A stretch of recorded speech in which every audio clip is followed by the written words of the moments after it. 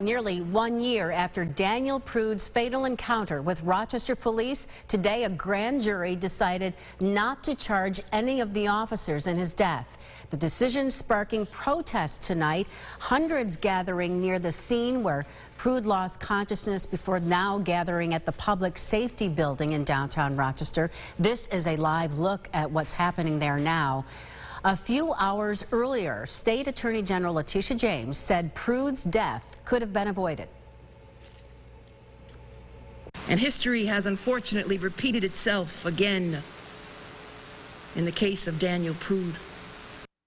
Medical examiner ruled Prude's death a homicide. This police body camera footage showing he was naked and handcuffed when he was restrained by police last March. He died a week after this incident. Months later, after the public learned of the case, 7 police officers were suspended. We have team coverage tonight. Atia Collins and Kayla Green are covering the ongoing protests tonight in downtown Rochester. Let's begin with you, Atia. That's exactly right, Maureen. You can actually see some of the group here behind me. They are heading home as they feel they've accomplished their mission.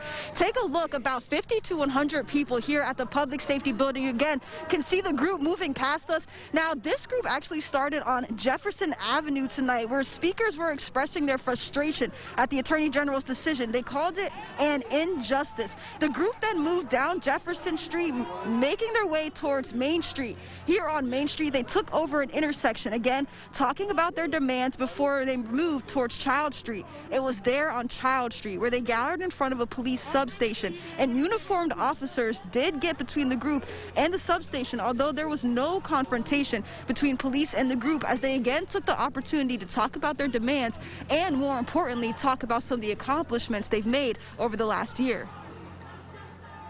I think the most significant win is community.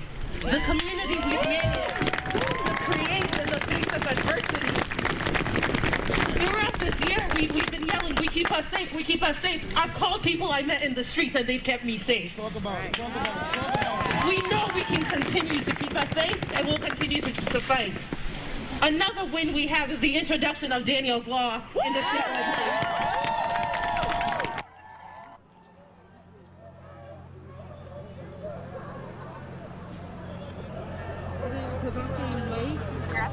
Now, the group was there at the substation for a little while. They actually took the time to eat some food that was provided by protest leaders, and then they turned their focus to Interstate 490, which, Kayla, we saw a group of police barricades there at the exit. Yeah, and when we were starting to walk down there, when protesters were, you were saying to me you couldn't believe what you were seeing because you were there the last time that they tried to do this and they didn't get as far, right? That's exactly right, Kayla. I was astonished. The group was actually able to move past the vehicles, and they were on the highway for a long time. Yeah, so we actually walked down onto 490 at the Child Street exit 11B. We were met by state police, but we just kept walking. There were people all in the road blocking off the entire one side of 490 at that exit. Now take a look at this video from those moments. It's pretty amazing to see just walking down the middle of the highway at night like this. We walked off all the way at the inner loop until State Street. That's where we got off, and there were a few points when police were blocking the road with several police cars,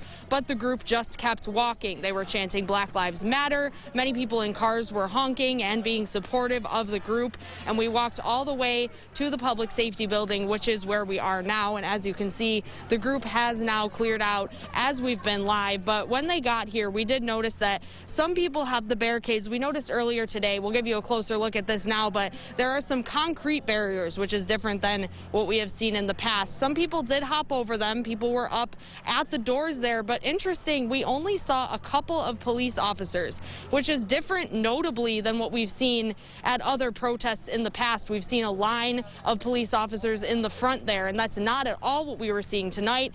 Interesting to note that just a few weeks ago, the new police chief did announce a new plan in how the department was going to be handling protests. So it was interesting to see that plan. She didn't give all the details at the time, but interesting to see that in action tonight. And we are live in Rochester. Kayla Green, News 8. All right, Kayla, thank you. Our team coverage continues now with Adam. And Adam, you covered the grand jury announcement today. Do we know why it decided not to indict? That's the big question, and we hope to find out more regarding that in the near future. But Maureen, just as a reminder, State Attorney General Letitia James stood inside Enon Missionary Baptist Church last September and said she was outraged by the death of Daniel Prude. She stood inside the same church today and said she was disappointed by the grand jury's decision. The message from New York's top prosecutor was simple: we tried. Letitia James says her office wanted criminal charges, but the grand jury decided the evidence for that just wasn't there. I know that the Prude family, the Rochester community, and communities across the country will rightfully be disappointed by this outcome. At issue was how Prude was restrained by police, a knee on his back with another officer leaning on his neck. The officer's legal team said today what they've said all along: protocol was followed. It's somewhat disingenuous to sit here and be told that the officers did something wrong when all they did was follow what they were told to do. And that argument is what likely won over the grand jury, according to the lawyer representing Prude's brother. They blamed the city. They pointed the finger at the Rochester Police Department and said, okay, well, Daniel Prude is dead because this is how you train these guys. Legal expert Mark Foti says the grand jury's decision was also likely influenced by technicalities built into the law. Plus, there's obviously cultural considerations that police officers are sometimes treated different, not just by jurors, but in particular by the people presenting the evidence. And when asked whether she thinks City Hall or the police department tried to cover up this case, James said this. Again, I'm responding again to police reforms.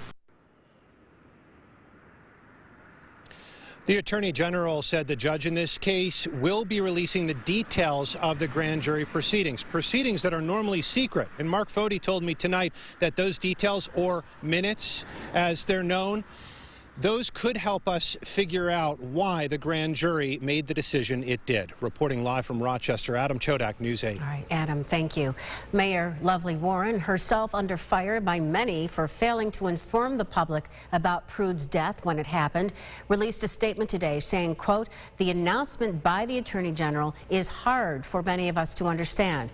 I ask us all to put the well-being of our community first and to act with sincerity to improve our city. If we do that with the dignity and humanity God has instilled in all of us, we will create the change that Mr. Prude's death and that our history demands."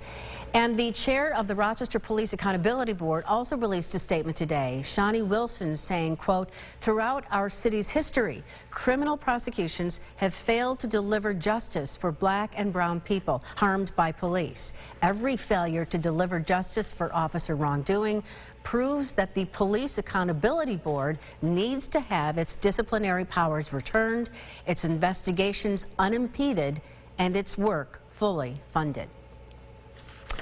Just moments before the grand jury decision was announced, Rochester City Council called on the RPD to change the way it responds to protests. Council has 3 requests: ban the use of chemical agents such as tear gas and flashbangs on protesters, establish clear rules of engagement for all peaceful protests that will act as a memorandum of understanding between RPD and the community at large, and establish an RPD posturing protocol for crowd control scenarios. Some of the new protocols did go into effect tonight during the protests. These requests are additional ones Council is now making of the RPD.